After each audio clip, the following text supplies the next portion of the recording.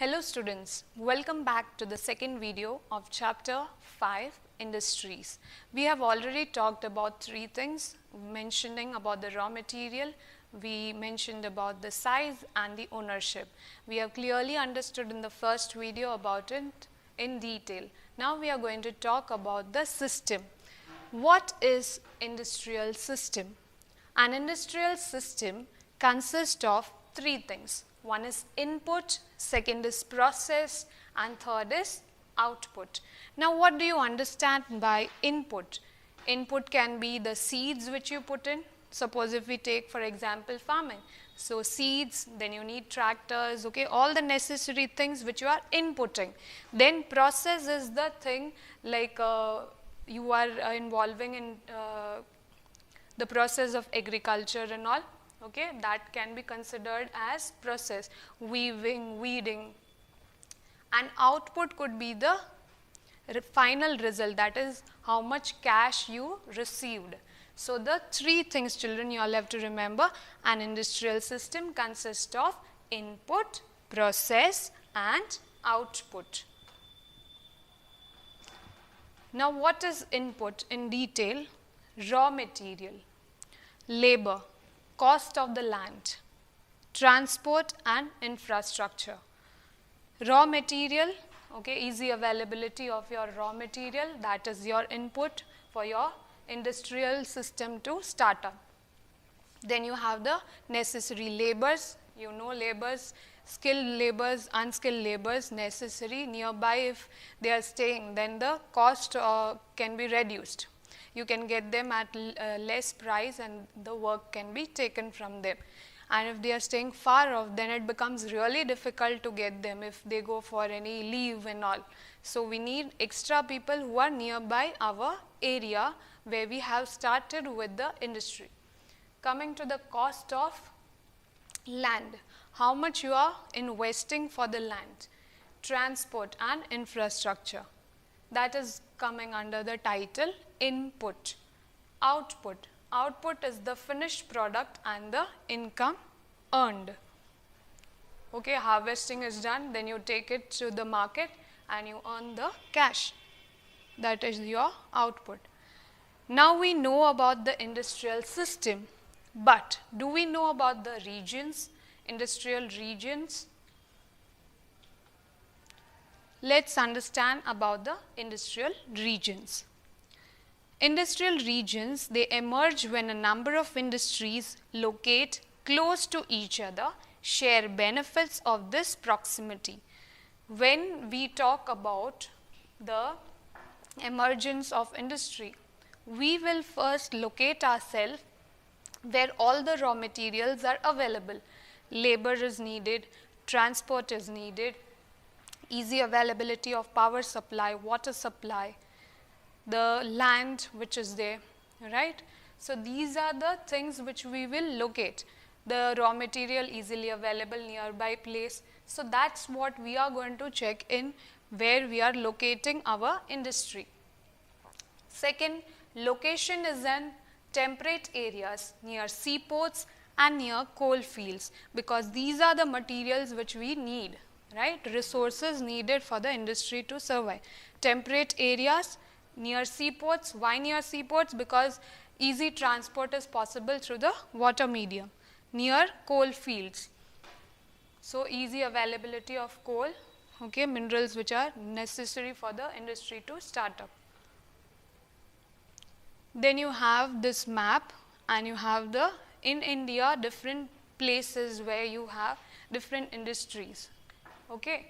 Mumbai, Pune cluster, Bangalore, that is Tamil Nadu region, Hooghly, then you have Ahmedabad, Baroda and Chota Nagpur. This can come for locating in the map.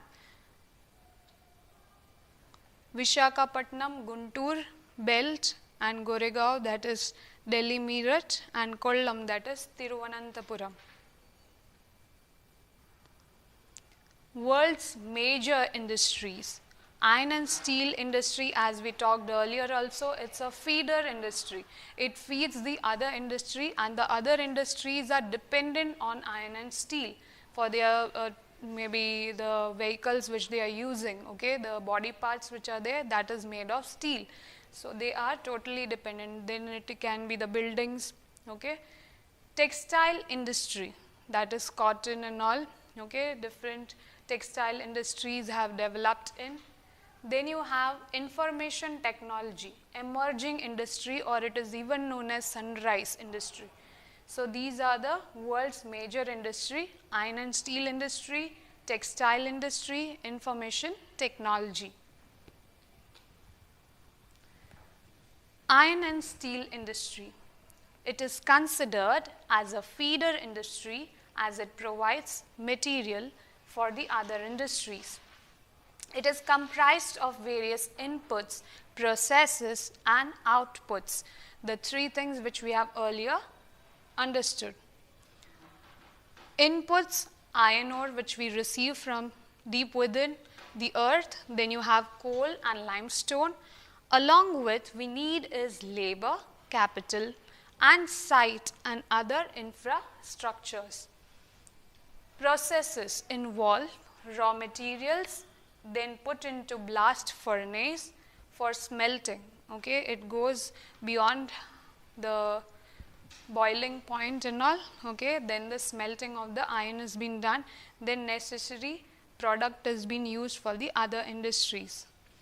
The output of this industry is used for as the raw material, and it is also known as the backbone of the modern industry. So these are the main points of iron and steel industries, which children you all have to remember. Coming to this, it is so because various things like ships, the body parts which are used, for example, trains, trucks and autos are made up of steel. So the usage has been done through this processes. How is location of industry decided?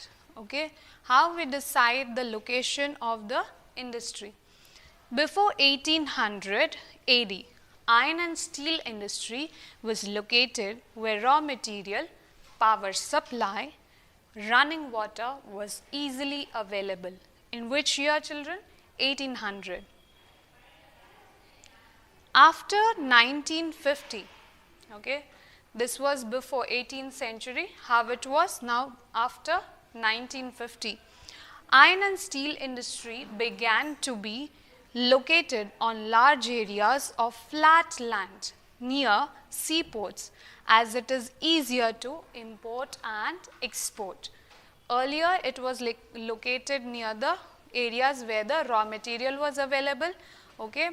So it was easily carried on, the work was carried on.